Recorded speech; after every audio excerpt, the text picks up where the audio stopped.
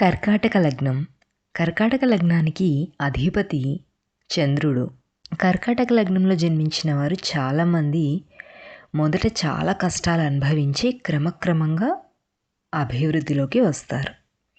ఏ పని తొందరగా నెరవేరదు వీళ్ళకి. కష్టం కానీ, సుఖం కానీ, ధనం కానీ, నిర్ధనత్వం కానీ తలవని తలంపుగా లభ్యమవుతాయి.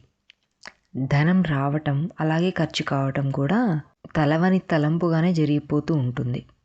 అకారణమైన చిరాకు ఉంటుంది, అకారణంగా కోపం వస్తుంది. అండ్ ఉద్రేక స్వభావులై ఉంటారు వీళ్ళు.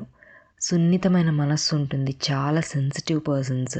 చిరాకు అధికం, ఆగ్రహం, అనుగ్రహం, ప్రేమ, ద్వేషం, ఆదరణ, అనాదరణ ఇవి వీరిలో ఎప్పుడు ఏవి ఏర్పడతాయో అస్సలు ఎవరు గెస్ చేయలేరు. ఏదొచ్చినా కష్టమే. క్షణం కోపం, క్షణం తాపం, ఓర్పు తక్కువ, కంగారు ఎక్కువ. ఒకప్పుడు నిరంకుశత్వం ఉంటుంది, మరొకప్పుడు బ్రతిమాలుతూ ఉంటారు. ఇది వీరి ముఖ్య లక్షణాలు అన్నమాట. ఈ కర్కాటక లగ్నంలో జన్మించిన వారు ధర్మ మార్గాల్లోనే నడుస్తారు. అస్థిర బుద్ధి కలవారు, అంటే చపల చిత్త బుద్ధి కలవారు. పెద్దలను గౌరవిస్తారు, వినయవంతులుగా ఉంటారు, అధిక భోగపరులు, కుటుంబాన్ని ఎక్కువగా ప్రేమిస్తారు, బంధువులను కూడా ప్రేమిస్తారు. కొంచెం వక్రబుద్ధి ఉంటుంది. అయితే ప్రతి వారితోనూ ఫ్రెండ్లీగా మాట్లాడతారు. ఎప్పుడు మంచి వస్త్రధారణ చేస్తారు. వీరిలో కొందరు కొత్త వస్తువులన్నా, కొత్త వస్త్రాలన్నా ఇష్టత కలిగి ఉంటారు. అంతేకాక కొన్ని కొత్త వస్తువులు తెచ్చి ఇంట్లో భద్రపరుచుకుంటూ ఉంటారనమాట. వీరు భోజన ప్రియులు. అండ్ విచిత్రమైన వస్తువులు అంటే చాలా ఇష్టం వీళ్ళకి. జీవితంలో స్వార్జితాన్నే, అంటే స్వతహాగా సంపాదించిన ధనాన్ని మాత్రమే సుఖం కోసం అనుభవించాలి అనుకుంటారు. పిత్రార్జితం ఉండదు వీళ్ళకి. ఒకవేళ ఉన్నా కూడా దాని అందు వీళ్ళకి ఇంట్రెస్ట్ అనేది ఉండదు, ఆశ అనేది ఉండదు. అండ్ ఈ కర్కాటక లగ్నం వాళ్ళకి జ్యోతిష శాస్త్రంలందు అభిమానం అధికంగా ఉంటుంది. అంతేకాక ధర్మ కర్మాచరణలో యందు ఆసక్తి కలవారు. ధర్మ రహస్యాలను తెలుసుకుంటారు.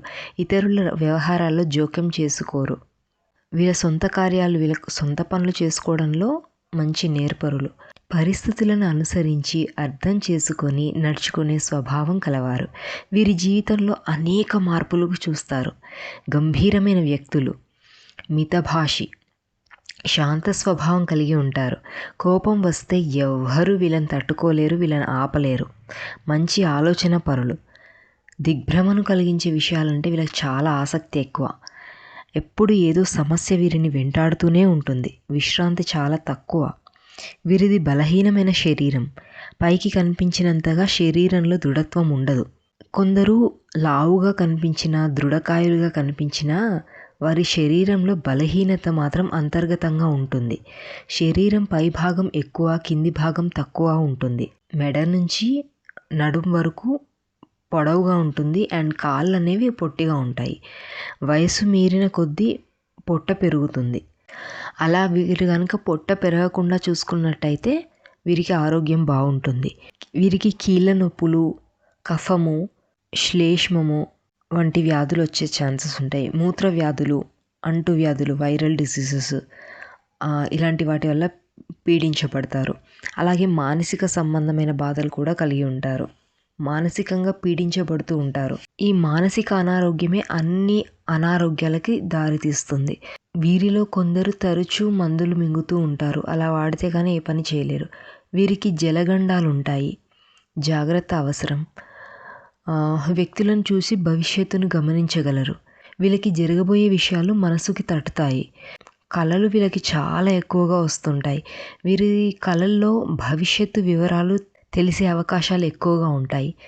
ఈ లగ్నంలో పుట్టిన స్త్రీలు నిరంతరం శరీర శ్రమకి ఓర్చి పని పాటలు చేస్తూ ఇతరుల మెప్పులకై ప్రాకులాడుతూ ఉంటారు. స్త్రీ పురుషుల మెప్పు పొంది పొంగిపోతూ ఉంటారు. అంటే ఇతరులు వీళ్ళని మెచ్చుకున్నప్పుడు చాలా పొంగిపోతారనమాట. పొగడ్తలకు చాలా పొంగిపోతారు.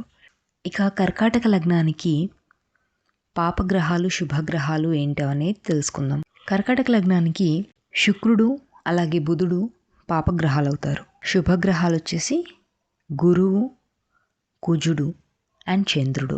అండ్ మిశ్రమ గ్రహాలు వచ్చేసి శని అండ్ రవి.